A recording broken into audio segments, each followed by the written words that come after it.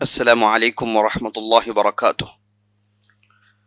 إن الحمد لله نحمده ونستعينه ونستغفره ونعوذ بالله من شرور أنفسنا ومن سيئات أعمالنا.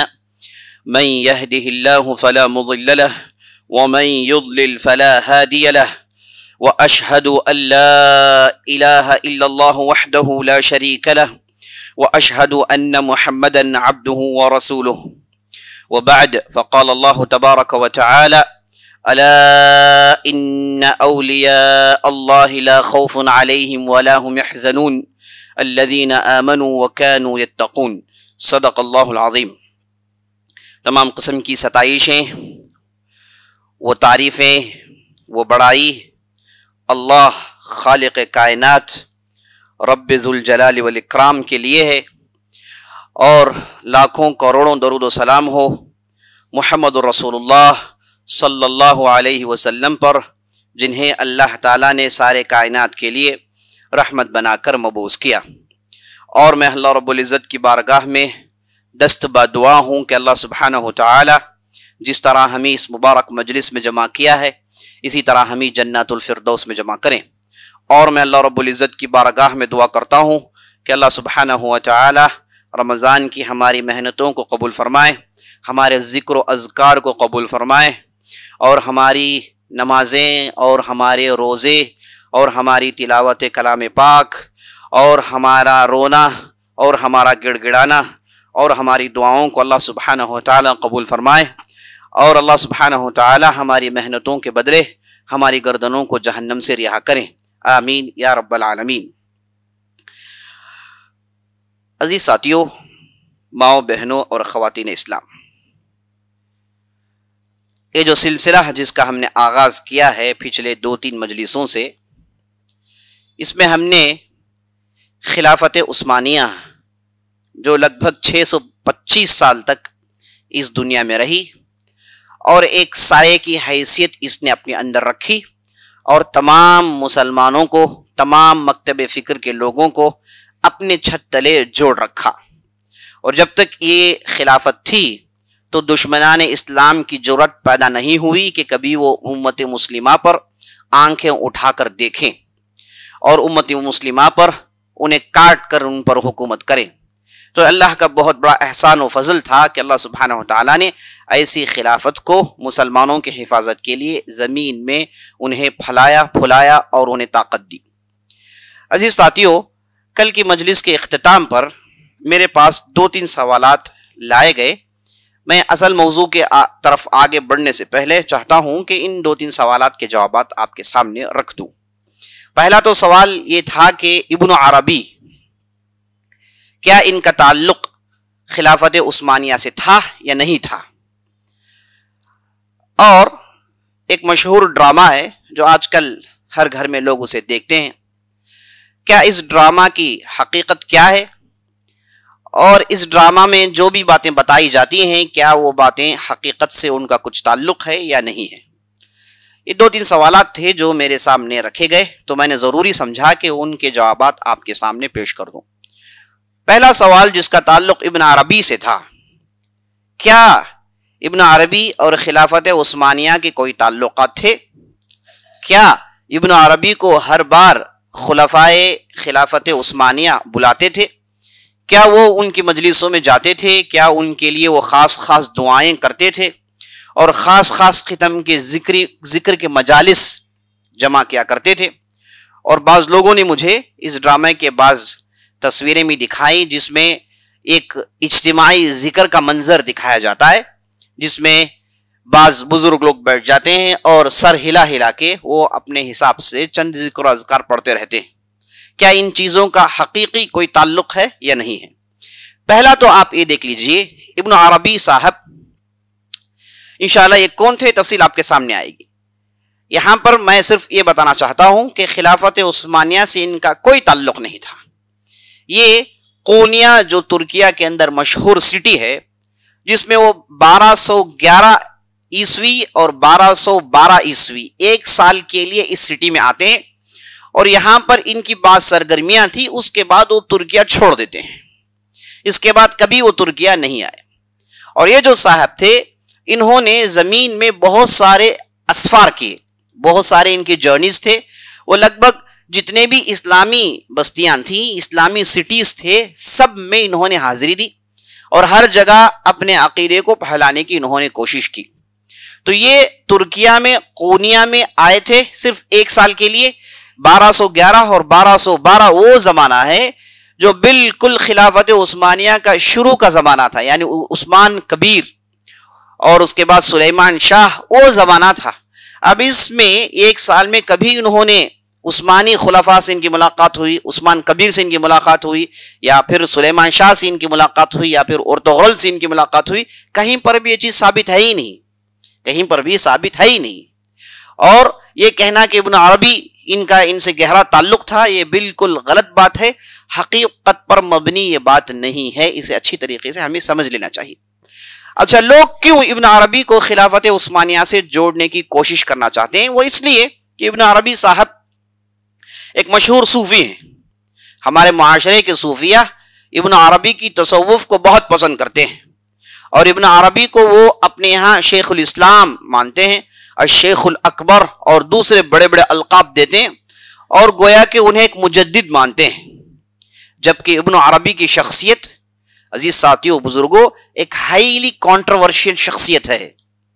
ان کے بعض ایسے اقوال ہیں جو بھرپور کلی طور پر کفر پر مبنی ہیں، بعض ایسی ان کے باتیں جو سیدھے سیدھے کتاب و سنت سے ٹکراتی ہیں، اور ان کی بعض ایسے اقوال ہیں جن میں یہ مشرکین مکہ کی تعریف کرتے ہیں، بت پرستی کی تعریف کرتے ہیں، غیر اللہ کے سامنے جانا آنا اسے کوئی ایک عیب نہیں سمجھتے، اور مختلف ان کے اقوال ہیں. اور ان کے جو عقیدت مند ہیں، جو انہیں پسند کرتے ہیں، وہ ان اقوال کی تعویل کرتے ہیں، کہتے ہیں کہ ابن عربی صاحب ان کا یہ مطلب نہیں ہے، یہ گہری تصوف سے ان کا تعلق ہوتا ہے، ان کی باتوں کو سمجھنے کے لیے تصوف میں گہرائی چاہیے. یہ ظاہری ایک بات کہتے ہیں، ان کے اندر باطنی باتیں ہوتی ہیں. ظاہری باتوں پر آپ جائیں گے تو کفر نظر آئے گا، باطنی باتوں میں آپ جائیں گے تو آپ کو ایمان نظر آئے گا. تو ابن حجر رحمۃ اللہ علیہ جو ان پر بہترین حکم لگاتے ہیں، ان کی پوری زندگی اور ان کی پورے اقوال، ان کی پوری کتابوں کو دیکھنے کے بعد کہتے ہیں کہ یہ صاحب کے پاس بعض ایسے اقوال ہیں جو انتہائی منکر ہیں، غیر مقبول ان کے اقوال ہیں، غیر مقبول ان کے آئیڈیالوجیز ہیں. اب یہ ایسی باتیں کہتے ہیں جس کے اندر مختلف معنی ہوتے ہیں. ظاہری ایک معنی ہوتا ہے، وہ کہتے ہیں کہ ایسے معنی کہنے کی کیا ضرورت جس کے اندر معنی ایسے مختلف ہوں، تو اس میں کیا نیا فائنڈنگ ہے. تو ابن حجر رحمۃ اللہ علیہ ان پر رد کرتے ہیں، کہتے ہیں کہ یہ صاحب ان کے اندر کفر پایا جاتا ہے، یہ جہل کے حد کو پہنچے ہوئے ہیں. اور ابن تیمیہ رحمۃ اللہ علیہ نے ان کے ہر قول کو نقل کیا اور اس پر خوب رد کیا، اور کہا کہ ایسی باتوں کی حقیقت میں کوئی ضرورت نہیں. بعض لوگوں کی عادت ہوتی ہے کہ وہ نئے نئے فائنڈنگز پیش کرتے ہیں. ظاہری ایک بات ہوتی ہے، اس کے اندر باطنی ایک بات ہوتی ہے. ظاہری اس بات کو پیش کر کے سمجھتے ہیں کہ انہوں نے بہت بڑا تیر مار لیا، اور خاص طور پر سامنے والے اسے نہ سمجھیں تو کہتے ہیں کہ دیکھیں ہم نے ایسی بات کہہ دی جو آپ نہیں سمجھ سکتے، آپ کے سمجھ کے دور ہے، آپ کے اندر اتنی حیثیت اور اتنی اہلیت نہیں کہ آپ ان باتوں کو سمجھ پائیں. ایسی ویسی باتیں کرتے رہتے ہیں اور کہتے ہیں کہ یہ ہماری خاص خوبی ہے. تو سوال یہ ہے کہ اللہ نے اسلام کو بہت ہی آسان بنایا، اسلام کو سب کے لیے سمجھا جانے والا مذہب، سب کے لیے سمجھا جانے والا دین بنایا. عمل کے لیے اس کے اندر آسانیاں ہیں، اس پر آپ عمل کریں گے تو جنت کو بڑی آسانی سے پہنچ سکتے ہیں. تو یہ جو آسان دین اور آسان مذہب ہے، اس کے اندر ان پریشانیاں، ان پیچیدگیوں کی آخر کیا ضرورت، اور ایسے بھول بھلیوں کی کیا ضرورت جس میں عجیب عجیب کانسیپٹس پیش کیے جاتے ہیں، جیسے وحدت الوجود کا کانسیپٹ، جس میں یہ کہا جاتا ہے کہ یہ جو بھی دنیا میں موجود ہے یہ سب کچھ اللہ ہے، حقیقی معنی میں اللہ ہے، ہم سب اللہ کے حصے ہیں، سب جو بھی آپ کو نظر آتا ہے سب کچھ اللہ ہے، یہ ایک ہی ایک وجود ہے، وہ اللہ کا وجود ہے، باقی جتنے بھی وجود ہیں سب یہ اللہ کے وجود سے لگے ہوئے ہیں. ایسی باتیں، ایسی پیچیدگی کی باتیں جب ان سے پکڑا جاتا ہے، کہا جاتا ہے کہ اگر سب کچھ اللہ ہے تو پھر اللہ جس کا ذکر قرآن میں ہے کہ وہ عرش میں ہے اور اللہ کافرین کو جہنم میں ڈالے گا، نیک لوگوں کو جنت میں ڈالے گا، یہ سب باتیں اس کا کیا معنی؟ تو کہتے ہیں کہ ہم یہ نہیں کہنا چاہتے، ہمارا کہنے کا کچھ اور مقصد ہے، ہمارے اندر اس کے کچھ اور معنی ہیں۔ حقیقت میں ان چیزوں کی آخر کیا ضرورت تھی؟ ان پیچیدہ چیزوں کی، ان بھول بھلائیوں کی کیا ضرورت تھی؟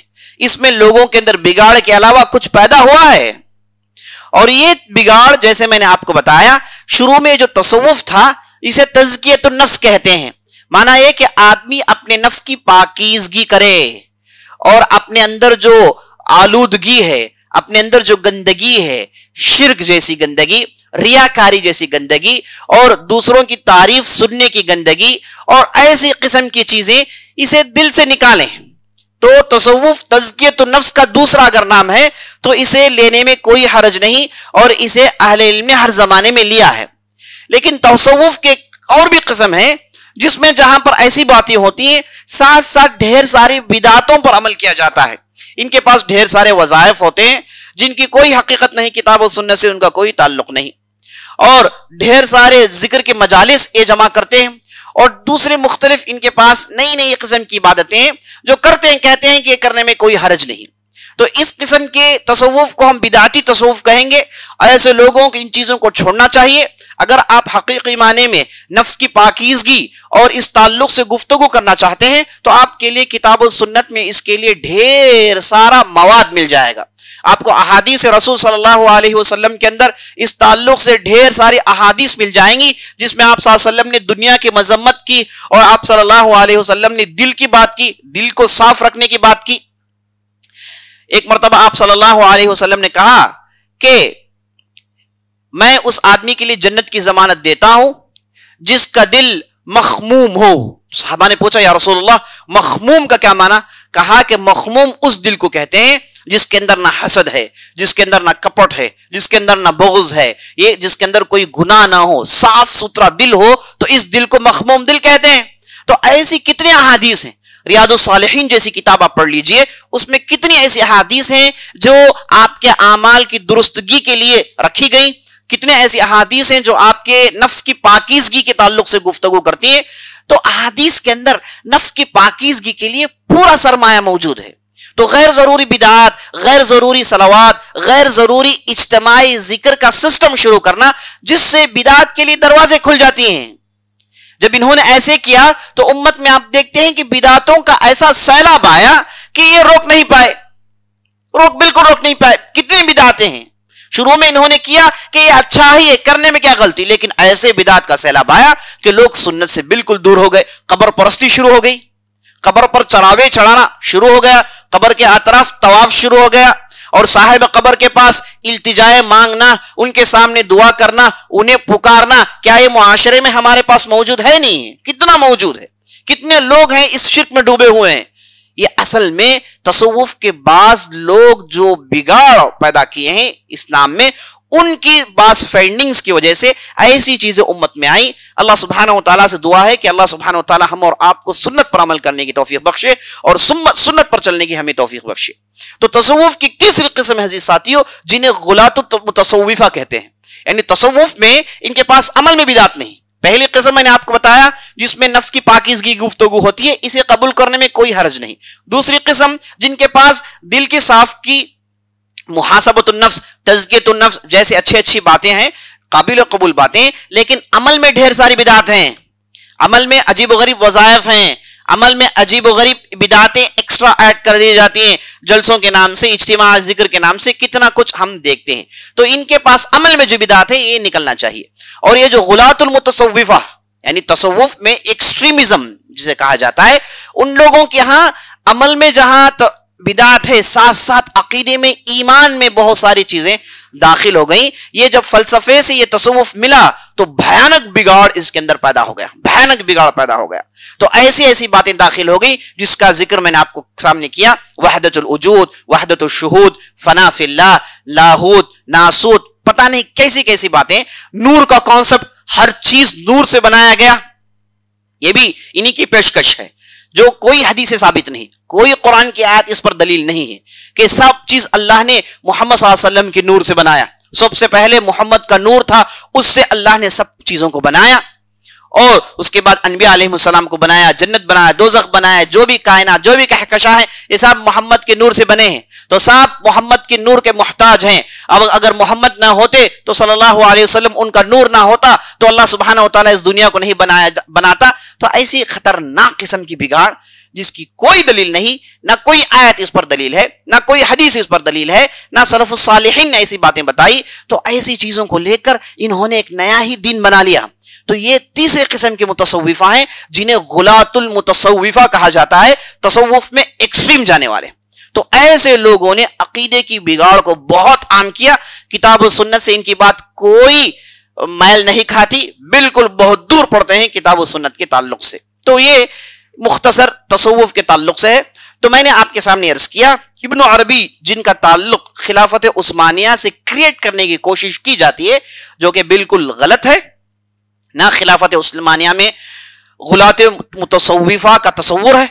ہاں ان کے پاس تصوف ہلکا پھلکا تھا، اس میں کوئی شک نہیں، لیکن یہ ایکسٹریم تصوف، ایکسٹریم صوفیزم جس میں عقیدے کو لے کر ایسی خطرناک بگاڑیں، یہ ان کے پاس پائی نہیں جاتی. اور میں نے آپ کے سامنے اس بات کی دلیل ایک واقعے کی شکل میں دی، جس میں بدر الدین محمود نامی ایک غلاۃ المتصوفہ جو انتہائی ایکسٹریم متصوف تھے، ان کے تعلق سے جو عثمان اول اور ارطغرل ان کے زمانے میں جب ان کے پاس ڈیبیٹ ہوتا تو باقاعدہ یہ صاحب سے مناظرہ کر کے ان کی غلطیوں کو بتایا جاتا، تو بعد میں انہیں قتل بھی کر دیا جاتا ہے. یہ چیز آپ کے سامنے آئی. تو یہ ہے ابن عربی کو لے کر. حقیقت یہ ہے کہ ابن عربی ان کا خلافت عثمانیہ سے کوئی تعلق نہیں. یہ صاحب قونیہ میں آئے تھے، 1 سال کے لیے رہے، لیکن کہیں پر بھی ریکارڈ میں موجود نہیں کہ خلافت عثمانیہ کے خلفاء سے ان کی ملاقاتیں تھی، وہ ان سے براہ راست یا پھر در پردہ ان سے استفادہ کرتے تھے، ان کے آئیڈیالوجیز کو وہ پروموٹ کرتے تھے. اس کی کوئی دلیل نہیں. جو بھی ڈرامہ میں بتایا جاتا ہے یہ بالکل غلط ہے. یہ ہو سکتا ہے کہ لوگوں کو جوڑنے کے لیے ایسی چیزیں کی جاتی ہوں. اور کل کی مجلس کے بعد ایک صاحب آئے، انہوں نے کہا کہ آپ نے کہا کہ اورخان جنہیں عثمان اول کے بعد خلیفہ چنا گیا یا پھر سلطان چنا گیا، تو ان کے بڑے بھائی علاء الدین نے ان کے لیے ان کی گدی خالی کر دی، ان کے لیے پورا تنازل کیا، کہا کہ آپ میرے چھوٹے بھائی ہیں لیکن آپ کے پاس وہ صلاحیت ہے، آپ اس کی ذمہ داری لے لیں. اس کے بعد وہ خود ان کے وزیر بن جاتے. تو کل کی مجلس میں جب یہ بات آئی تو ایک صاحب نے آ کر کہا کہ یہ تو ڈرامہ میں تو الٹا دکھایا جا رہا، ڈرامہ کے اندر یہ باتیں نہیں آتی. تو عزیز ساتھیوں، اچھی طریقے سے سمجھ لیجئے، ہم آپ کے سامنے جو باتیں لا رہے ہیں، جو انتہائی معتبر اور مستند کتابوں کے ذریعے سے ہم آپ کے سامنے پورے واقعات لا رہے ہیں. تاریخی کتابیں، ان میں اکثر عربی کتابیں موجود ہیں، بدائع الظہور اور تاریخ خلاف عثمانیہ، جس میں ایجپشین رائٹرز اور ترکی رائٹرز، تو ایسی کتابوں سے ہم آپ کے سامنے پوری باتیں لا رہے ہیں. تو یہ جو ڈراماٹائز کیا جاتا ہے، تو اس میں ان کا ٹارگٹ یہ نہیں ہوتا کہ آپ کے سامنے صرف حقائق لائیں. ان کا مقصد یہ ہوتا ہے کہ وہ زیادہ ایپیسوڈ چلائیں، اسے زیادہ اٹریکٹیو بنائیں اور لوگ اسے دیکھنے کے لیے آئیں، انویسٹرز انویسٹ کریں، پیسے اس میں لگائیں. تو چیزوں کو اٹریکٹ کرنے کے لیے بہت ساری چیزوں کو بدل دیتے ہیں، بہت ساری چیزوں کو وہ بدل دیتے ہیں. اور ڈراماٹائز ہر چیز کو نہیں کیا جاتا، اس کے لیے بعض اصول ہوتے ہیں. جب تک آپ ایسا نہیں کرتے تو وہ چیزیں لوگوں کے درمیان مقبول نہیں ہوتی، وہ لوگوں کے درمیان نہیں چلتی. تو اس لیے یہ ایسی چیزیں کر ڈالتے ہیں. تو ان حلقوں کو، ان ایپیسوڈز کو آپ دیکھتے ہیں تو ہرگز یہ نہ سمجھیں کہ یہ حقیقت پر مبنی ہے، تاریخ ایسی ہی ہے. یہ جان لیجئے کہ اس میں بہت کچھ توڑ موڑ کے پیش کیا جاتا ہے. تو میں نے آپ کو یہ سامنے 2 باتیں رکھ دی. تو چلیے کل کی بات جہاں ہماری رکی تھی وہاں سے بات کا آغاز کرتے ہیں. کل کی گفتگو ہماری عزیز ساتھیوں اور بزرگوں وہاں پر رکی ہوئی تھی جب اور خان پہلی مرتبہ بورسا، نیقیہ میڈیا، جو ترکیہ کے اندر ان کے نام تو بدل دیے گئے، بورسا تو وہی نام میں ہے اور نیقیہ میڈیا ان کے نام بدل دیے گئے. یہ آج بھی اہم سٹیز ہیں، اہم بستیاں ہیں. تو ان بستیوں کو اور خان اسلامی پرچم کے تلے لاتے ہیں، انہیں مسلمان بناتے ہیں.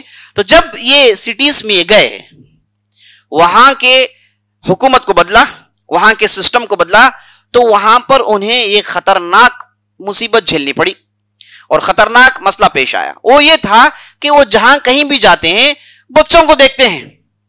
سڑکوں میں بچوں کی بڑی تعداد ہے, جنگلوں میں بچے خود اپنا انتظام کر رہے ہیں, کوئی کسی ادارے کے پاس بیٹھا ہے, کوئی کسی سڑک کے پاس بیٹھا ہے, تو بچوں کو ایسے ہی چھوڑ دیا گیا ہے. آخر اس کے پیچھے وجہ کیا ہے؟ تو یہ بچوں کا مسئلہ, یہ جو بڑا ہی پیچیدہ مسئلہ تھا, تو اس وقت اور خان کے بڑے بھائی جن کا نام علاء الدین تھا, جو کہ ایک بہترین عالم طالب علم تھے, انہوں نے اس مسئلے پر اسٹڈی کر کے ایک بہترین سولوشن دیا.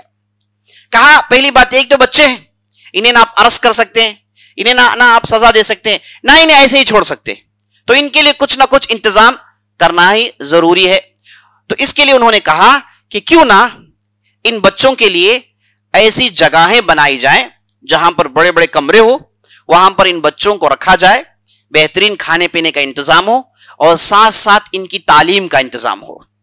اور ان کی تعلیم کے انتظام کے لیے ہمارے پاس جب عثمان اول نے اپنے اسٹیٹ کا ڈکلیئر کیا, تو ہم نے آپ کو بتایا کہ بہت ساری جماعتیں اور بہت سارے علماء ان کے ساتھ آ کر جڑ گئے, آزو بازو کے علاقوں سے نکل آئے اور یہاں پر سیٹل ہو گئے. اس کے ذریعے سے عثمان اول کی طاقت میں 4 چاند لگ گئے, بڑی ترقی کر جاتے ہیں. تو ان علماء کو استفادہ کیا جائے, ان سے انہیں استعمال کیا جائے اور ان بچوں کو تعلیم دی جائے.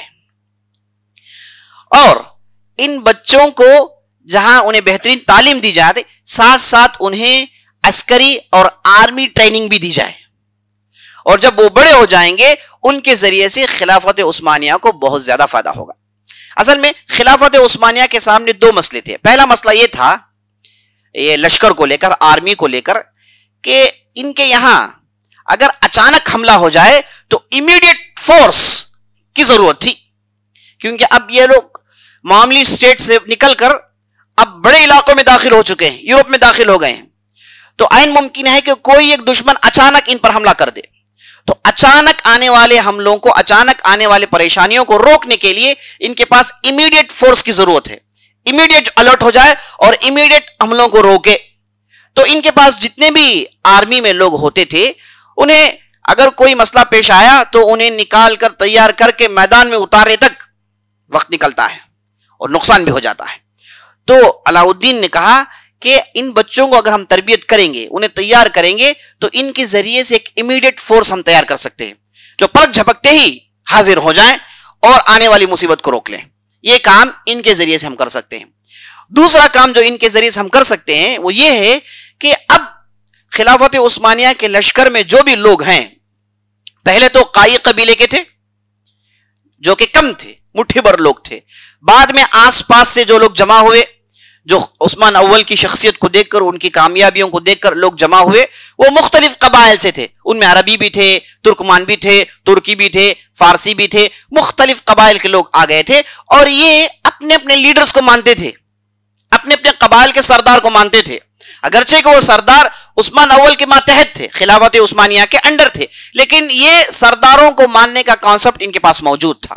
اگر کوئی سردار بگڑ جائے, کوئی نافرمان بن جائے, کوئی بغاوت کر جائے, تو وہ اپنے ساتھ لوگوں کو لے کے نکل جائے گا. تو یہ بھی ایک دقت تھی جس کے لیے سولوشن علاء الدین نے کہا کہ اگر انہیں تیار کر دیا جائے تو ان کے باپ سلطان ہوں گے اور ان کا کام اللہ کے راہ میں جہاد لڑنا ہوگا, اس کے علاوہ کوئی تیسرا کام نہیں. تو جب یہ بہترین سجیشن علاء الدین اور خان کے سامنے پیش کرتے ہیں تو وہ ہاتھوں ہاتھ قبول کرتے ہیں اور ان بچوں کا مسئلہ حل ہو جاتا ہے. تو بہترین عمارتیں بنی جاتی ہیں, بڑے بڑے کمرے بنے جاتے ہیں جہاں پر بہترین فیسلٹیز ہوتی ہے, جہاں پر تعلیم دینے کے لیے بہترین علماء موجود ہوتے ہیں. ان بچوں کے پیچھے محنت ہوتی ہے اور ان بچوں کو رکھ کے ایک زبردست لشکر, ایک زبردست ٹولی بنائی جاتی ہے جس کا نام آگے چل کے الانکشاریہ کا نام دیا گیا, جس کی تفسیر آپ نے بارہا سنی ہے. انکشاریہ کون لوگ ہیں؟ انکشاریہ کا عرب ترکی میں لفظ ہے یہ, اس کا معنی یہ ہے کہ نئی آرمی. چونکہ ان کے ذریعے سے ایک نئی آرمی کا آغاز ہوا تو انہیں انکشاریہ کہا گیا. تو اس کے ذریعے سے بچوں کا بہترین حل نکلا. اور یہ انکشاریہ ایسی طاقت ہے, ایسی طاقت ہے, جب تک یہ مضبوط رہے خلافت عثمانیہ مضبوط رہی. دیکھیے بالکل آغاز میں اورا خان کے زمانے میں انکشاریہ کا دریافت ہوا, اور یہ کب تک رہے؟ یہ عبد الحمید ثانی کے زمانے تک رہے. تو انکشاریہ لگ بھگ جب تک خلافت عثمانیہ تھی تب تک یہ لوگ رہے، لگ بھگ 500 550 سال تک یہ انکشاریہ کا سلسلہ جاری رہا، اور جب یہ ٹوٹ گئے تو خلافت عثمانیہ ٹوٹ گئی۔ تو اس سے معلوم ہوا کہ کتنی اہم چیز تھی علاؤ الدین نے اپنے بھائی اورو خان کے سامنے پیش کی۔ یہ ہوتا ہے اس آدمی کا سجیشن جو علم اور نور اپنے اندر رکھتا ہے، جو کتاب و سنت کا علم رکھتا ہے، ورنہ اس زمانے میں اس قسم کے بچوں کے ساتھ جو سلوک ہوتا ہے وہ کچھ اور ہوتا ہے۔ یورپ کی زمینوں میں ان بچوں کے ساتھ جو سلوک ہوتا ہے وہ کچھ اور ہوتا ہے، انہیں غلام بنا لیا جاتا ہے، ان سے ڈھیر ساری محنتیں لی جاتی، اور ان میں سے کئی لوگوں کو قتل کر دیا جاتا ہے۔ ان کے پاس تعلیم نہ ہونے کی وجہ سے یہ چور اچکے بن جاتے ہیں، لٹیرے بن جاتے ہیں، اخلاقی بگاڑ پیدا ہو جاتا ہے، اس کے بعد انہیں کنٹرول کرنا مشکل ہو جاتا ہے، یہ ٹولی کی شکل میں نکل جاتے ہیں، اس کے بعد یہ لٹیرے بن جاتے ہیں، راستوں میں قافلوں کو لوٹتے ہیں، تو خطرناک مسائل پیش آ جاتے ہیں۔ تو علاؤ الدین نے جو حل پیش کیا جس کے ذریعے سے ہمیشہ کے لیے اس کا حل انہوں نے نکال لیا، یہ ہوتا ہے ایک بہترین عالم کا ذہن جو کتاب و سنت کو پینے کے بعد ایسے سجیشنز پیش کر پاتا ہے۔ تو عزیز ساتھیوں، یہ انہوں نے سجیشن دی، اس کے بعد ان بچوں کا مسئلہ حل ہوا۔ تو اس کے بعد ہم دیکھتے ہیں اورا خان یہ اپنی فتوحات کو آگے بڑھاتے ہیں اور اہم علاقے جو بھی سٹی سے سب کو فتح کر لیتے ہیں۔ اس کے بعد کا عزیز ساتھیوں ایک ایسا زمانہ آتا ہے کہ اورا خان نے اپنے فتوحات کو روک دیا، اب اس کے بعد آگے بڑھنا ہے تو ایسٹرن یورپ کے اندر داخل ہونا ہے۔ یہ بالکل ایج میں پہنچ جاتے ہیں، ایشیا کا بالکل جو ایج ہے وہ ہے بورسا، اس ایج کو پہنچ جاتے ہیں اور بورسا کو ایک کیپٹل بناتے ہیں۔ اس سے پہلے سکوڑا ان کا کیپٹل تھا، وہاں سے انہوں نے پورا کیپٹل منتقل کیا، بورسا کو انہوں نے کیپٹل بنا لیا، اور بورسا یہ ایشیا کا بالکل ایج ہے۔ اس کے بعد آپ کو یورپ شروع ہو جاتا ہے، اس کے بعد قسطنطنیہ اور ایسٹرن یورپ کا آغاز ہو جاتا ہے، جہاں پر آپ دیکھتے ہیں بلغیریا ہے اور جہاں پر آپ سربیا دیکھتے ہیں، ایسے علاقے شروع ہو جاتے ہیں۔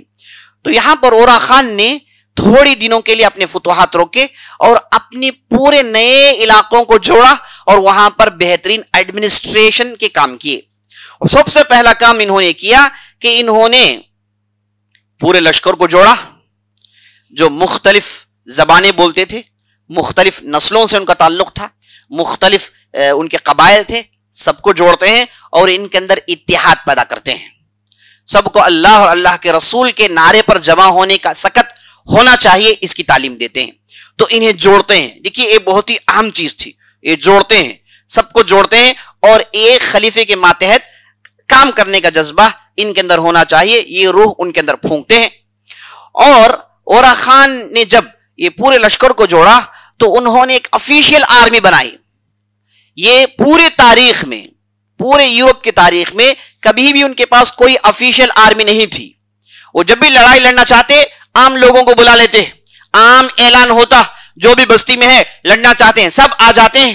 اب یہ لوگ جب آتے ہیں تو جو ویل ٹرائنڈ سپہ سالار ہوتے ہیں، ویل ٹرائنڈ سولجرز ہوتے ہیں، ان کا مقابلہ نہیں کر پاتے۔ تو یہ پہلے آدمی ہیں جنہوں نے افیشیل آرمی کو بنایا، جو باقاعدہ حکومت کی طرف سے انہیں تنخواہیں دی جاتی ہیں اور باقاعدہ حکومت ان کا کیئر کرتی ہیں۔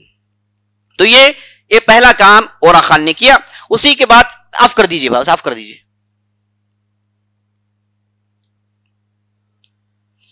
اس کے بعد اورا خان کی ترقیات میں سے جو اہم چیز ہے، انہوں نے اپنے نام کے سکے نکالے۔ اس سے پہلے سکے نہیں ہوتے تھے، انہوں نے اپنے نام کے سکے نکالے باقاعدہ، اس میں ایک طرف اورا خان کا نام ہوتا اور ایک طرف خلافت عباسیہ کا نام ہوتا۔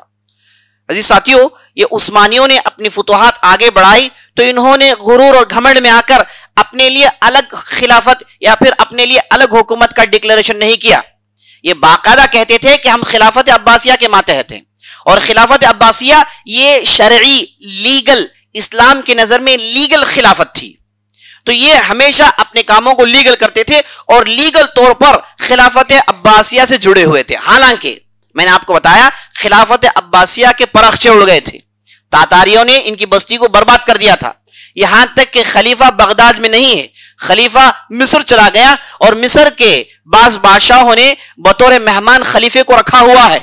اس کے باوجود اورا خان کہتے ہیں کہ ہم خلافت عباسیہ کے ماتحت ہیں، اور خلافت عباسیہ بھی ان نئے علاقوں کو، ان کی نئی بستیوں کو ریکگنائز کرتے ہیں اور انہیں ایک بہترین سٹیٹ کی حیثیت دیتے ہیں۔ اسی طریقے سے اورا خان جو اپنے ملک کے اندر ایڈمنسٹریشن کا کام کر رہے تھے، تو وہاں پر ایک نیا مسئلہ پیش آیا، وہ یہ کہ چونکہ یہ لوگ اب یورپ کے بارڈر کو چلے گئے تو یورپینز کا آنا، فادرز کا آنا، پاسٹرز کا آنا ایک عام چیز تھی.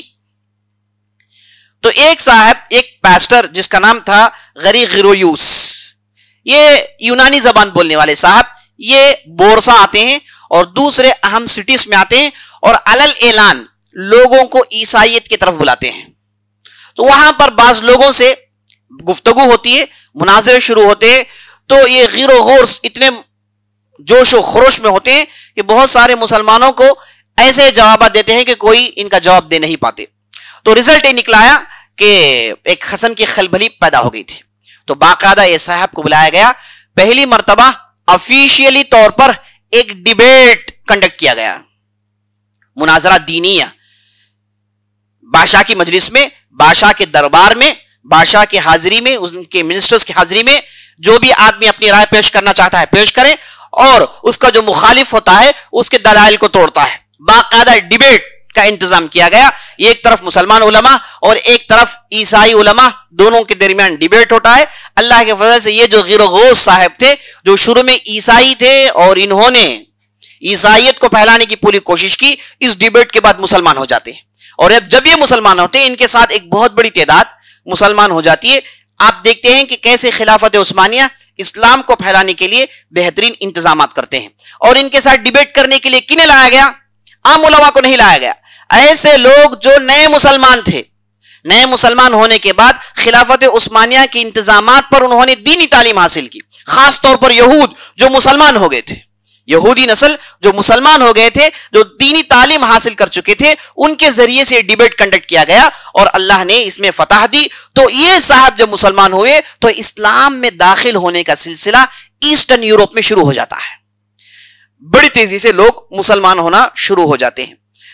اور اسی طریقے سے یہ زمانہ تھا 1355 عیسوی کا، 1355 کے اس زمانے میں. ہوتا یہ ہے کہ میں نے آپ کو بتایا کہ یہ جو ترکیہ کے اوپر کنسٹنٹائنوپل، قسطنطنیہ جسے کہا جاتا ہے، یہاں پر جس قسم کے عیسائی رہتے ہیں انہیں بیزنٹینیز کہا جاتا ہے.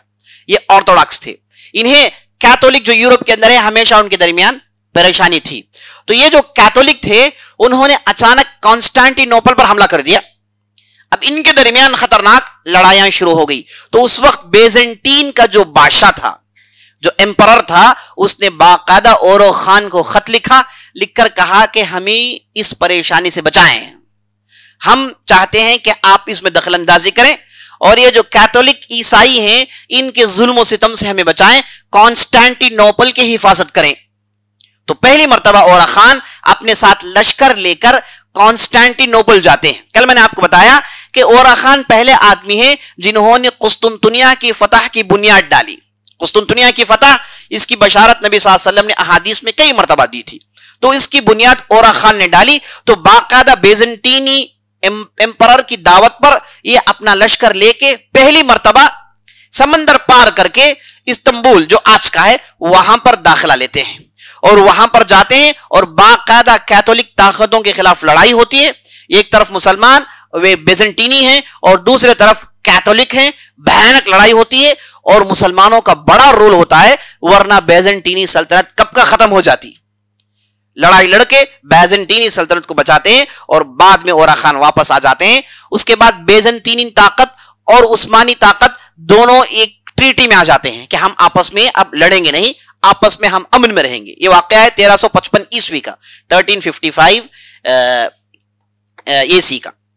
تو ایک بہترین اتفاق ہوتا ہے جس کی وجہ سے لڑائیاں نہیں ہوتی. اورا خان کو اپنی بستی میں کانسنٹریشن کرنے کا موقع مل جاتا ہے، جس میں وہ دین کو پھیلانا، تعلیم کو آگے بڑھانا، ساری دنیا سے علماء لے آنا اور یہاں پر یونیورسٹیز بنانا، یہاں پر مدارس بنانا، اس کا سلسلہ شروع ہوتا ہے. اورا خان کے زمانے میں سب سے پہلی مرتبہ ایک یونیورسٹی کو بنایا جاتا ہے، مدرسہ نہیں، باقاعدہ ایک یونیورسٹی بنائی جاتی ہے اور سارے دنیا سے ریسرچ سکولرز، سارے دنیا سے ماہرین کو لایا جاتا ہے اور یہاں پر بٹھا کر ان کے ذریعے سے لوگوں کو تعلیم دی جاتی ہے. اس کی وجہ سے سارے دنیا سے لوگ اب عثمانی اسٹیٹ میں آنا شروع ہو جاتے ہیں. اب عثمانی اسٹیٹ، اب ساری دنیا کو اس کے بارے میں پتا ہو جاتا ہے. عجیب و غریب اتفاق ہے یہ. عجیب، میں نے کہیں ایسا نہیں پڑھا کہ ایک نومیڈک ٹرائب، ایک خانہ بدوش ٹرائب جس کے 400 افراد ہیں جو جنگلات میں گھومتے ہیں اور اپنے کھانے پینے کا انتظام شکار کے ذریعے سے کرتے ہیں. ایک قبیلہ یہ ایک جگہ اترتا ہے، اس علاقے کو اپنے قبضے میں لیتا ہے، اس کے بعد اپنی محنتوں کے ذریعے سے ایک قبیلہ ایک سٹیٹ کو اپنے انڈر کر لیتا ہے. اب یہ سٹیٹ آگے چل کے ایک ریکگنائز سٹیٹ بن جاتا ہے، اور یہ سٹیٹ آگے چل کے آپ دیکھتے ہیں کہ ایک خلافت بن جاتی ہے. اللہ اکبر، یہ بہت ہی بڑی بات ہے، یہ جو تاریخ پڑھتے ہیں وہ اس کا احساس کر سکتے ہیں. تو وہ ہے کہ عیسائی بیزنٹینین اور اس طرف عثمانی طاقتوں کے درمیان اتفاق ہو جاتا ہے. یہ اتفاق مسلمانوں کے لیے فائدہ ہوتا ہے، ایڈمنسٹریشن کے کاموں میں غور و خوض کرنے کا موقع ملتا ہے. لیکن ہوتا یہ ہے کہ اچانک ایک مرتبہ اورا خان کے لڑکے جن کا نام شہزادہ خلیل تھا، وہ کہیں گئے ہوئے تھے تو کسی نے انہیں اغوا کر لیا، کڈنیپ کر لیا، غائب ہو جاتے ہیں. تو اورا خان اسے بہت تلاش کرتے ہیں، کہیں لڑکا نہیں ملتا. تو بعد میں انہیں معلوم ہوتا ہے کہ اس کے پیچھے بیزنٹینی کی طاقت ہے، ان کا ہاتھ ہے. انہوں نے اس کے ذریعے سے، چونکہ عثمانی سلطنت کے پاس خوب پیسہ تھا، یہ بیزنٹینین ہو یا کیتھولک ہو، یورپ میں نے آپ کو بتایا انتہائی غریبی تھی، پیسوں کے لیے آپس میں قتل کر لیتے تھے. بھوک ماری اتنی عام تھی کہ لوگ مرتے جا رہے تھے اور بیماریاں پھیل گئی تھی. تو انتہائی بدترین حالت تھی یورپ کے اس زمانے میں. اسی لیے وہ ان دنوں کو بلیک ڈیز کہتے ہیں، بلیک ڈیز آف یورپ. اور یورپ جو ہے اندھیرے میں تھا یہ کہتے ہیں، یہ وہ زمانہ تھا. تو کیا ہوا کہ شہزادہ خلیل کو کسی نے اغوا کر لیا، اور بہت تلاش کرنے کے بعد پتہ نہیں چلا. تو بعد میں معلوم ہوا کہ بیزنٹینین کی طاقت اس میں انوالوڈ ہے. میں نے آپ کو بتایا عثمانی خلافت کی اہم خوبی یہ تھی کہ وہ انٹیلیجنس میں بہت سٹرونگ تھے، سپائی سسٹم ان کا بہت ہی زبردست تھا. تو انٹیلیجنس کے ذریعے سے انہیں بات معلوم ہو جاتی کہ یہ جو ہوا ہے اس کے پیچھے بیزنٹینی عیسائی کا اس کا ہاتھ ہے. تو اس کے بعد بڑی کوششوں کے بعد شہزادہ خلیل کو بچاتے ہیں، اور اس کے بعد کہتے ہیں کہ جو بھی معاہدہ ہمارے اور آپ کے درمیان ہوا میں آپ سے اسے ختم کرتا ہوں. یہ کہنے کے بعد اب اورا خان کو موقع مل جاتا ہے کہ اب سمندر پار یورپ، ایسٹرن یورپ میں اسلام پھیلائیں.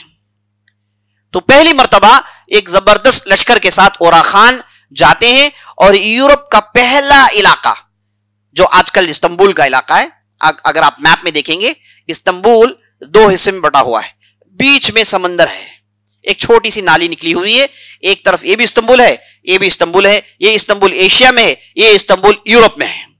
تو یہ پہلا جو حصہ ہے یورپ کا جو سمندر کے بعد شروع ہوتا ہے، جسے چوک کا علاقہ کہا جاتا ہے، پہلی مرتبہ اورا خان اپنے زبردست سپہ سالاروں کے ذریعے سے جاتے ہیں اور اس علاقے کو اپنے قبضے میں لیتے ہیں.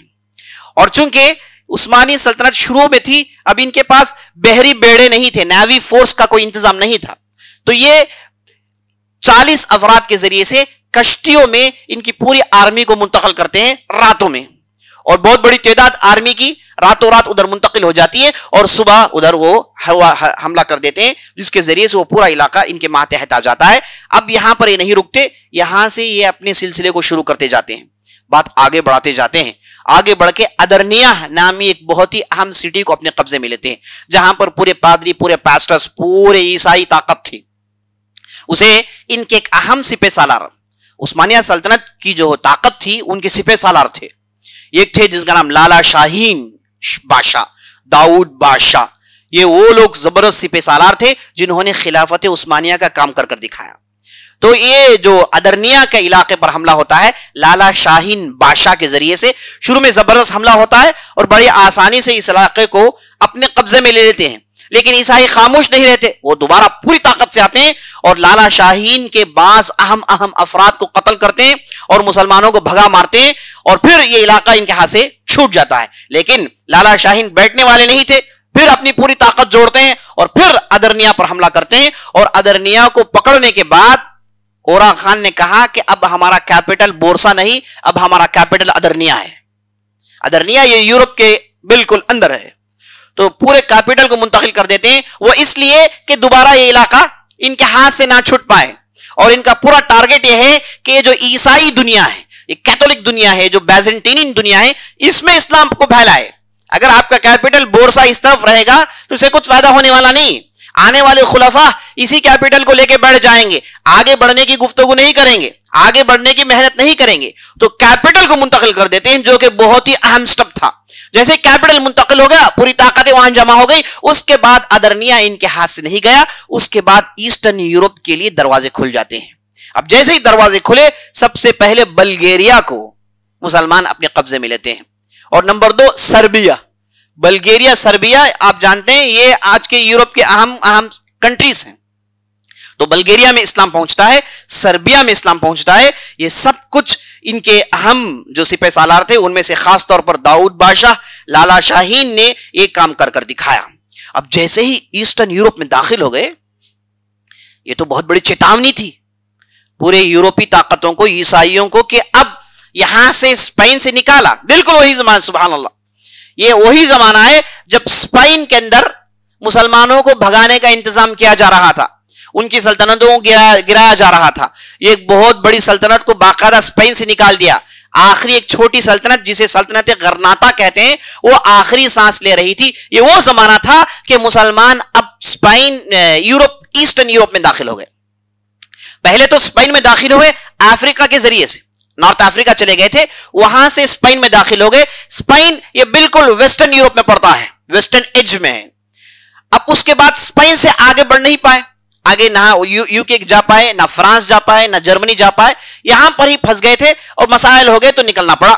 تو اب عثمانیوں نے کیا کیا، یہ ایسٹرن یورپ سے داخل ہو گئے، بلگیریا، سربیا، ہنگیری تک پہنچ گئے تھے. یہ پورے علاقے مسلمانوں کے ہاتھ میں آ گئے، پورے علاقے مسلمانوں کے ہاتھ میں آ گئے. تو جب عیسائیوں نے دیکھا کہ ایک طرف سے ہم نکال رہے ہیں اور ایک طرف سے لوگ داخل ہو گئے، پھر تو ان کے ہوش و حواس ختم ہو جاتے ہیں، پھر سارے جڑتے ہیں.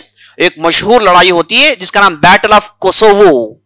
کوسوو ایک اہم مسلمانوں کا علاقہ ہے یورپ کے اندر. البینیا، کوسوو، ہرسک، یہ ایسے علاقے ہیں جہاں پر 90% مسلمان ہوتے ہیں، اور یہاں پر مسلمانوں کو مار بھگانے کا سلسلہ کئی سالوں سے جاری ہے. آج بھی مسلمان ہیں لیکن مار بھگانے کا سلسلہ جاری ہے. لگ بھگ 50 سال سے یہ سلسلہ جاری ہے کہ مسلمانوں پر حملہ ہوتا، وہ اس علاقے کو چھوڑ کر ترکیہ، سیریا، ان علاقوں میں چلے جاتے. تو یہاں پر بہت پریشان کیا گیا. یہ سلسلہ آج تک جاری ہے. اور آپ دیکھتے ہیں کہ البانیہ سے جو مسلمان نکلے، جو سیریا کے اندر گئے، وہ آگے چڑھ کے بڑے بڑے علماء بنتے ہیں. اور ناصر الدین البانی، سب سے بڑے محدث، اس زمانے کے بڑے محدث، یہ اصل میں البانیہ کے رہنے والے تھے. ان کے خاندان والوں کو جب مار بھگایا، یہ خاندان والے پورا سیریا چلے جاتے ہیں. اور البانی رحمۃ اللہ علیہ کہتے ہیں کہ میں جب سیریا آیا تو اس وقت میری عمر 9 سال کی تھی، مجھے عربی بولنا آتی نہیں تھی، نہ میں عربی پڑھ سکتا تھا، میں تو البینین بولنے والا تھا. اور ان کا چہرہ آپ دیکھیں گے تو پیور یورپین نظر آتے ہیں، وہ پیور یورپین ہیں. تو 8 سال جب ان کی عمر تھی تو وہ سیریا میں آتے ہیں، اور سیریا میں آنے کے بعد وہ عربی زبان سیکھتے ہیں اور وہاں کے علماء سے دین پڑھتے ہیں. تو آگے چل کے بہت بڑے محدث بنے جنہیں محدث العصر کہا جاتا ہے. تو آپ کو اندازہ ہوگا کہ یہاں ان علاقوں میں اسلام پھیلانے والے یہی عثمانی طاقتیں تھی، جو ہم کو سمجھ لینا چاہیے. تو عزیز ساتھیوں، ان لڑائیوں کے سلسلے کے دوران اورا خان کی وفات ہو جاتی ہے. ان کی عمر لگ بھگ 70 سال کی تھی، وفات ہو جاتی ہے. اور اس کے بعد ان کا لڑکا جس کا نام مراد اول تھا، وہ خلیفہ بنتا ہے. اصل میں اورا خان کے ایک لڑکے تھے جن کا نام سلیمان تھا، ان پر ان کی پوری امید تھی، لیکن ایک لڑائی میں شہید کر دیے جاتے ہیں. کہا جاتا ہے کہ ان کی شہادت کے بعد یہ اتنے کمزور پڑ جاتے ہیں اس لڑکے کی یاد میں کہ یہ اسی یاد میں وفات پا جاتے ہیں. تو مجبوراً لوگوں نے ان کی وفات کے بعد، انہوں نے کسی کا نامزد نہیں کیا، کسی کو خلیفہ نہیں بنایا. جب تک وہ خلیفہ تھے تو وہ خلیفہ تھے. جب وہ وفات پا گئے تو لوگوں نے مل کر مراد اول کو چنا. خلیفہ نہیں، اس وقت وہ سلطان کے سٹیج میں تھے، تو لوگوں نے مراد اول کو سلطان بنایا. جیسے ہی سلطان بنتے ہیں، ان کی مختصر میں آپ کے سامنے ہسٹری رکھ دیتا ہوں. یہ 25 سال تک یہ سلطان رہتے ہیں. اس 25 سال میں لگ بھگ 35 لڑائیاں لڑتے ہیں. یہ جیسے ہی سلطان بن جاتے ہیں، ان کے علاقے جو ترکیہ کے اندر تھے سب علاقے باہر نکل جاتے ہیں. تو یہ 35 زبردست لڑائیاں لڑ کے اپنے پورے علاقوں کو واپس اپنے ہاتھ میں لیتے ہیں. تو 3 بڑے مسائل تھے جسے انہوں نے فیس کیا. پہلا یہ کہ بیزنٹینین وہ پھر دوبارہ داخل ہو کے بورسا اور دوسرے علاقوں کو اپنے قبضے میں لینا شروع کر دیتے ہیں. اور تیسرا مسئلہ یہ کہ مسلمان جو خود ان کے نسل سے تھے، یہ ان کی بستیوں کو آکوپے کرنا شروع کر دیتے ہیں. اور تیسرا مسئلہ یہ کہ ان کے والد کی وفات کے بعد ان کے خاص بعض لوگ غداری پر اتر آتے ہیں. تو 3 بڑے بڑے مسائل تھے، لیکن قربان جائیں ذہین آدمی پر، اس نے پورے مسائل کو بہترین انداز سے ٹیکل کیا، اور جو بھی ان کی سلطنت تھی سب کو واپس لاتے ہیں، اور اس کے بعد کوسوفو کی زبردست لڑائی لڑتے ہیں جس کے ذریعے سے انہیں بہت بڑی کامیابی ملتی ہے۔ یہ جو کوسوفو کی لڑائی ہوئی مراد اول کی قیادت میں، ان کی سرداری میں ہوئی تھی۔ یہ جو لڑائی ہوئی 1389 میں یہ لڑائی ہوئی، اور یہ بہت ہی اہم لڑائی اس اعتبار سے کہ پوری طاقت جمع ہو گئی، اور سربی طاقتیں پوری ایک طرف جمع ہو گئی، اور ایک طرف پوری مسلمانوں کی طاقت جمع ہو گئی۔ ان کے بھی 4 صف تھے، ان کے بھی 4 صف تھے۔ میدان میں جب اترے تو عیسائیوں کا ایک حصہ، ایک 10,000 کا لشکر نکل کے سیدھے مسلمانوں کے ساتھ جمع ہو جاتا ہے، اور بڑی آسانی سے کوسوفو کی لڑائی جیت لیتے ہیں۔ وہ ایسے ہوتا ہے کہ ان کے پاس جو انٹیلیجنس سپائی کا جو سسٹم تھا، جس کے ذریعے سے دشمنوں کے اندر جو خامیاں ہیں اور دشمنوں کے اندر جو گورننس فار سیل ہیں، یہ سب وہ جانتے تھے۔ تو جن لوگوں کے اندر کمزوری دیکھی تو انہیں پیسوں کے ذریعے سے خرید کے، پلس پالیٹکس ہوتا ہے، تو بڑی آسانی سے کوسوفو کی لڑائی جیت لیتے ہیں۔ یہاں پر جب لڑائی جیت کر وہ یورپ کے میدان میں کھڑے ہوتے ہیں تو لوگوں سے کہتے ہیں کہ اس کے بعد یورپ کے اندر آگے بڑھنے کے لیے کوئی ہمارے لیے رکاوٹیں نہیں، ہم بڑی آسانی سے آگے بڑھ سکتے ہیں۔ میں بتا رہا ہوں سربیا اور ہنگیری اور بلگیریا کی زمینوں میں ٹھہر کر یہ بتا رہے ہیں کہ اس کے بعد آگے بڑھنے میں ہمارے لیے کوئی دقت نہیں۔ اتفاقاً ہوتا یہ ہے کہ جب نعشوں کا انبار ہوتا ہے، چاروں طرف نعشوں کا انبار ہوتا ہے، تو ان نعشوں میں سے ایک عیسائی اچانک اٹھتا ہے، اس کے ہاتھ میں خنجر ہوتا ہے، وہ مراد اول کے پیٹ میں اس خنجر کو دے مارتا ہے، جس کے ذریعے سے وہ شہید کر دیے جاتے ہیں۔ تو مراد اول پہلے آدمی ہیں جن کے زمانے میں یورپ کے اندر اسلام داخل ہوتا ہے۔ تو اس کے بعد ان کے لڑکے سلیمان الصاعقہ اور دوسرے بڑے بڑے خلفاء آتے ہیں، جن کے ذریعے سے بڑی تیزی سے اسلام یورپ کے اندر چلے جاتا ہے۔ یہ خلافت عثمانیہ کی خوبی عزیز ساتھیوں کہ جہاں یہ بہت ہی زبردست میگا پاور تھے، جب تک یہ طاقت میں تھے، نہ برٹشرز، نہ فرینچ، نہ پورچگیز، نہ ڈچ، کسی کی کچھ چلتی نہیں تھی۔ سب ان کے پاس بحیثیت تاجر ان کے سامنے پیش کیے جاتے تھے، اور ان خلفاؤں سے اگر یہ مل لے تو ان کی خوابوں کی دعائیں پوری ہو جاتی تھی۔ وہ مرتبہ تھا خلافت عثمانیہ کا۔ یہاں تک کہا جاتا ہے کہ ہندوستان میں ایک مرتبہ ایک مسجد کے سامنے بعض ہندو بھائیوں نے ڈھیر سارے باجا بجونتڑی بجایا، تو وہاں کے ایک سوامی نے آ کر ہندوؤں سے کہا کہ بھائی رک جاؤ، آپ کو نہیں معلوم خلافت عثمانیہ کو یہ خبر پہنچ جائے گی۔ تو وہاں کے لوگوں نے باجا بجونتڑی روک دی، صرف یہ کہنا تھا۔ آپ تصور کریں تو اس حد تک اللہ سبحانہ وتعالیٰ نے ان کی شہرت اور ان کی طاقت رکھی ہوئی تھی۔ تو ہم خلافت عثمانیہ کے اس سلسلے کو یہاں پر روکتے ہیں۔ انشاءاللہ کل کی مجلس میں ہم ایک زبردست شخصیت کے ساتھ، جن کی زندگی میں ہمارے لیے ڈھیر ساری نصیحتیں ہیں، اور بڑی انوکھی شخصیت تھی، اور اس کے اندر بہت ساری چیزیں سیکھنے کی، عبرتیں حاصل کرنے کی ہیں، اس شخصیت کو لے کر انشاءاللہ ہم کل کی مجلس میں دوبارہ حاضر ہوں گے۔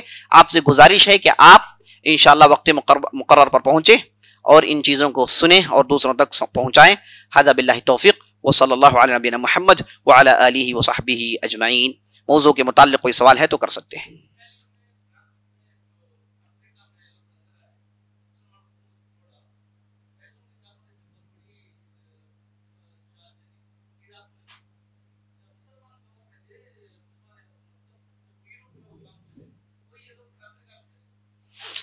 افریقہ میں یورپینس افریقہ میں آنا کب شروع ہوتے ہیں؟ یہ خلافت عثمانیہ کے آخری میں، جب یہ خلافت عثمانیہ کی طاقت ٹوٹ گئی، جسے ان لوگوں نے توڑا باقاعدہ سازش کے تحت، تو اس کے بعد یہ ان کے علاقوں میں جاتے تھے بڑی آسانی سے، کوئی روک ٹھاک نہیں تھا۔ اس میں افریقن کنٹریز بھی بہت سارے ان لوگوں کے زد میں آ گئے۔ واللہ اعلم۔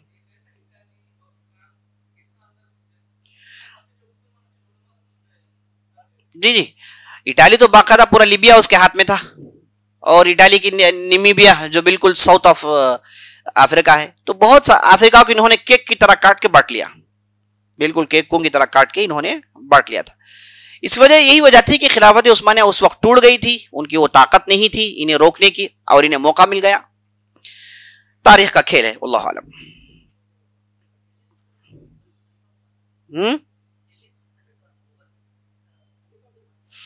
ہاں، دہلی سلطنت اور مغول کیا خلیفہ کو مانتے تھے؟ کہا جاتا ہے کہ خلافت سے ان کے تعلقات تھے، لیکن یہاں پر خلافت عباسیہ کے نام نہیں پڑے جاتے تھے۔ عام طور پر ہوتا یہ ہے کہ اگر کوئی بھی علاقہ خلافت عثمانیہ کے یا پھر عباسیہ کے اندر آ جائے تو خلافت خلیفہ عباسی کا نام خطبوں میں پڑھا جاتا تھا، ان کے حق میں دعا کیا جاتا تھا، یہ ٹرینڈ تھا۔ تو یہاں کے مغول جو بھی سلاطین دلی تھے ان کے تعلقات اچھے تھے، لیکن یہاں کے ممبروں میں خلافت عباسیہ کا ذکر نہیں ہوتا تھا۔ سے معلوم ہوا کہ یہ لوگ اپنا الگ ہی کنٹرول رکھے ہوئے تھے، تو کوئی چیز وہ خلافت عباسیہ سے جوڑ کر نہیں دیکھتے تھے، واللہ عالم۔ لیکن ٹیپو سلطان سلیم اول سے باقاعدہ ان کے جو اسٹیٹ ہے وہ اسے لیگلائز کراتے ہیں۔ سلیم الاول جو تھے، جو خلافت عثمانیہ کے عام فرد، انہوں نے ٹیپو سلطان کے اس حکومت کو باقاعدہ مانا، اور وہ سیل وغیرہ کے ذریعے سے ٹیپو سلطان جو سری رنگم پٹنم میں ان کی حکومت تھی اسے باقاعدہ لیگل خلافت کے ماتحت بنائی گئی تھی، واللہ عالم۔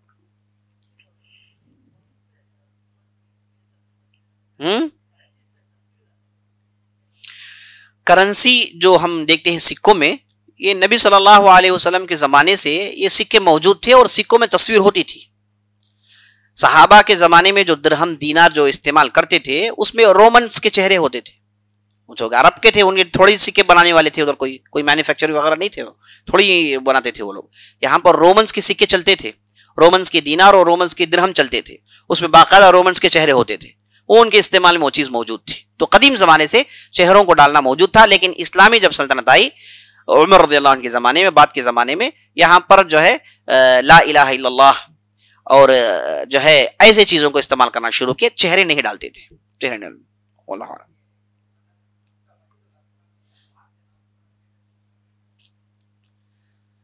یہ سوال لے کر رہے ہیں کہ بعض لوگ اپنے موبائل کے اسٹیٹس وغیرہ میں جو اقصی کے اندر مسلمانوں پر جو ظلم ہو رہا ہے وہ ایسی تصویریں ڈال لیتے ہیں، یہ ڈالنا صحیح ہے یا غلط ہے؟ دیکھیے، صحیح ہے غلط سے ہٹ کر بات یہ ہے کہ ایسی چیزیں بعض دشمنوں کو ورغلائیں گی، خام و خواہ پریشانی شروع کریں گے، تو اس لیے ایسی چیزوں سے پرہیز کرنا زیادہ بہتر ہے۔ اور جو ہوتا ہے سب جانتے ہیں، آج کل میڈیا، آج کل نیوز کا جو سلسلہ ہے بڑی تیزی سے باتیں آنن فانن بات پہنچ جاتی ہے، منٹوں میں بات پہنچ جاتی ہے۔ تو ہم اسی ضمن میں فلسطین میں جو ظلم ہو رہا ہے، مسجد الاقصی میں مسلمانوں پر ظلم ہو رہا ہے، ان کے حق میں دعا کرتے ہیں کہ اللہ سبحانہ و تعالیٰ انہیں طاقت دے، اللہ سبحانہ و تعالیٰ انہیں جوڑے رکھیں، اللہ سبحانہ و تعالیٰ ان میں جو نقصانات ہوئے ان نقصانات کو اللہ سبحانہ و تعالیٰ دنیا اور آخرت میں اس کا بہترین بدلہ دے، اور یہ دشمن کی طاقت کو توڑیں، اس کے غرور کو توڑیں، اللہ اسے نیست و نابود کریں، ان کی بستیوں کو ایسے زلزلے لائیں، ان کی بستیوں میں ایسی حرکتیں کریں کہ وہ اس بستی کو چھوڑ کر چلے جائیں اور مسلمانوں کے ہاتھ میں دوبارہ ملک آ جائیں۔ آمین یا رب العالمین۔ سبحانک اللہم و بحمدک، اشہد ان لا الہ الا انت، استغفرک و اتوب الیک۔